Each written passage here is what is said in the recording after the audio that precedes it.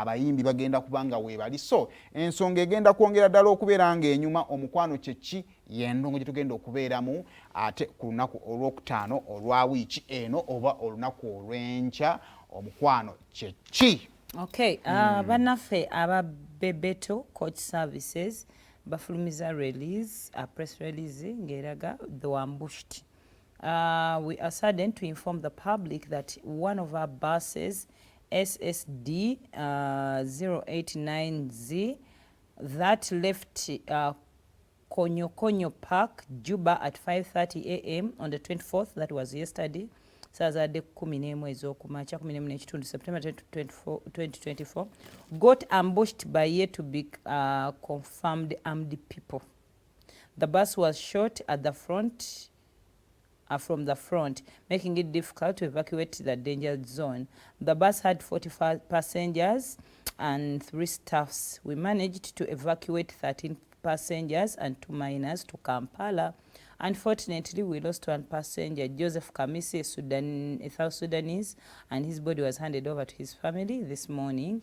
Remaining passengers have been rescued by the national security of South Sudan, and our staff are safe in Kampala. Press release efulumye leero 26 eyafudde amuhandize in yesterday byaliwo nga 24 amakya ga 24 saa zaali 11. Abaana Uganda abasuubula Sudan yo ninawo baana abantu labide Sudan by the way. Yataawo twavaawo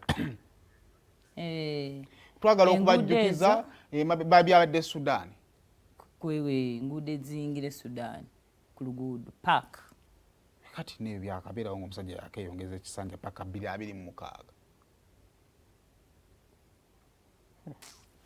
Tubasasiddeko nnyo naye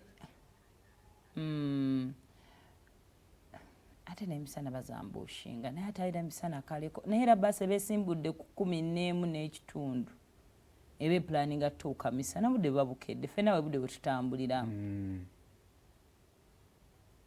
Tubasasiddeko naye mwenna abakozesa ezo long routes not only Juba but amakubo gonna nga mukwata ekikubo ne mugenda temulaba abavamawega temulaba abadda mu maaso abantu abo ebintu ebyo nno babinyumizaako abayimbi bagamba nga babataakinga ku makubo agaenze enguudo ezo empanvu ne kati mbwe ebintu byatedde akale ba highway robbers baba bayimirizanga ne baba n'emmundu ne baba back. We hope for peace.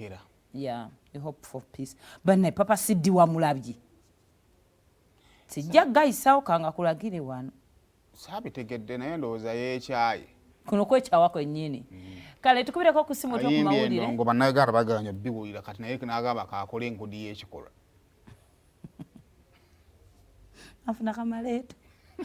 Tukubireko ku simu otubuulire ekiri awo wangalire ewammwe mawulire kyagali awo kulisiza mu ttooyi.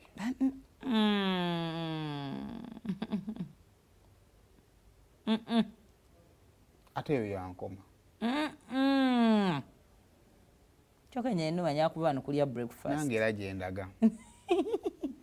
So ffenna yo tuba tetuwulye appetite ejja tukulaba. Kazibe ssente okweteekako kino ekipande.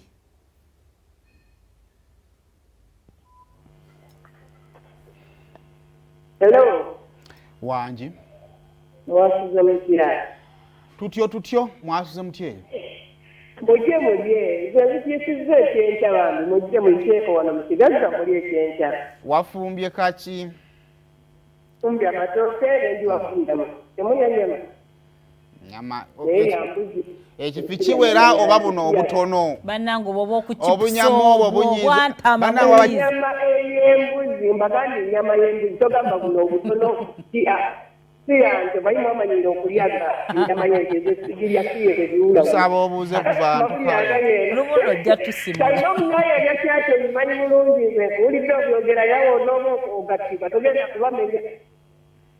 Mbadde nsaba otuuse tusaba ku mawulire go munnaayi. Ate nno kwabulayo kokka. Tusaba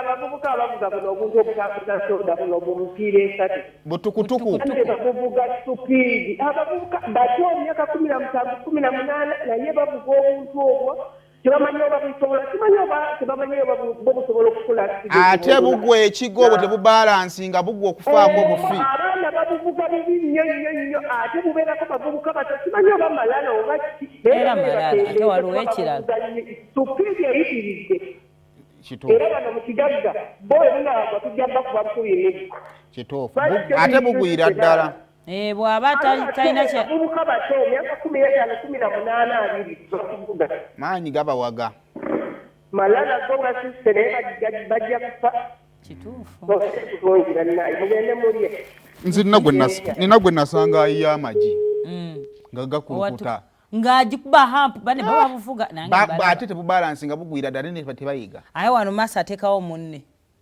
ne bayiringita bujja bakuba banaabuwulira aye tubakolereze ku sipiidi abavubuka wangi